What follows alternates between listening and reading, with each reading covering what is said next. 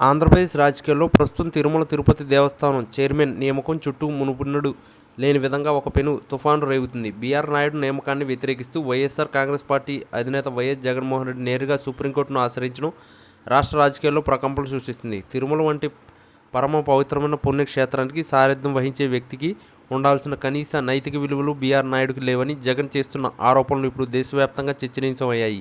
ముఖ్యంగా సోషల్ మీడియాలో వైరల్ అవుతున్న ఒక పాత వీడియోను సాక్ష్యంగా చూపుతూ అట్లాంటి వ్యక్తిని పవిత్రమైన టీటీడీ బోర్డులో చోటు కల్పిస్తారా అంటూ జగన్ స్పందిస్తున్న ప్రశ్నలు తెలుగుదేశం పార్టీని ఆత్మరక్షణలో పడేశాయి.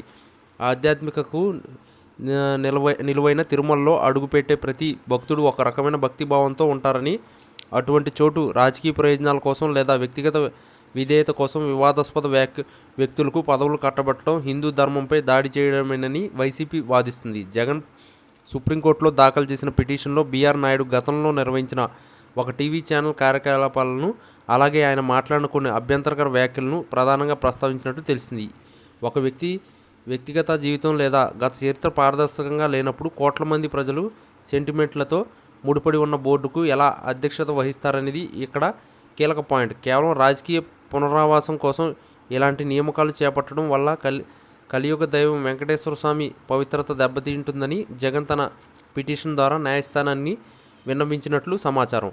మరోవైపు తెలుగుదేశం పార్టీ ఈ పరిణామాలను తీవ్రంగా ఖండిస్తుంది. బీఆర్ నాయుడు ఒక సీనియర్ జర్నలిస్ట్ అని, ఆయన నిబద్ధతను శంకించాల్సిన అవసరం లేదని చంద్రబాబు ప్రభుత్వం సమర్థించుకుంటుంది. జగన్ తనపై ఉన్న కేసుల నుండి దృష్టి మరలించడానికి, అలాగే తిరుమల లడ్డు విషయంలో గతంలో జరిగిన వివాదాల నుండి బయటపడడానికి ఇప్పుడు లేనిపోని వీడియోలను తెరపైకి తెస్తుందని కూటమి నేతలు ఆరోపిస్తున్నాయి. అయితే జగన్ మాత్రం ఈసారి వెనక తగ్గడం లేదు. ఒక నీచుడైన వ్యక్తిని అగ్రపీఠం ఎలా ఇస్తారంటూ ఆయన వేస్తున్న ప్రశ్నలు ప్రజల్లోకి బలంగా వెళ్తున్నాయి. కేవలం మీడియా మేనేజ్మెంట్ కోసమే ఈ నియామకం జరిగిందని, దీని వెనుక పెద్ద కుట్ర దాగి ఉందని YSR Congress party social media విభాగం హోరెత్తిస్తుంది.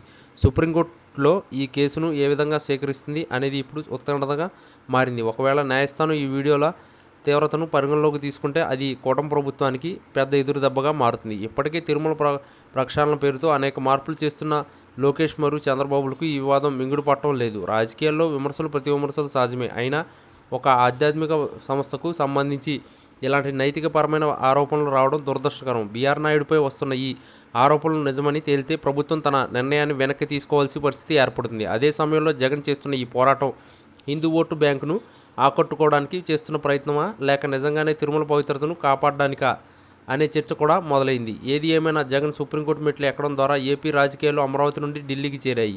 ఈ న్యాయం పోరాటం చివరకు ఎటువైపు దారితీస్తుందో మరియు బీఆర్ నాయుడు పదవిలో కొనసాగుతారో లేదో తెలియాలంటే కోర్టు తీర్పు వచ్చే వరకు వేచి చూడాల్సిందే.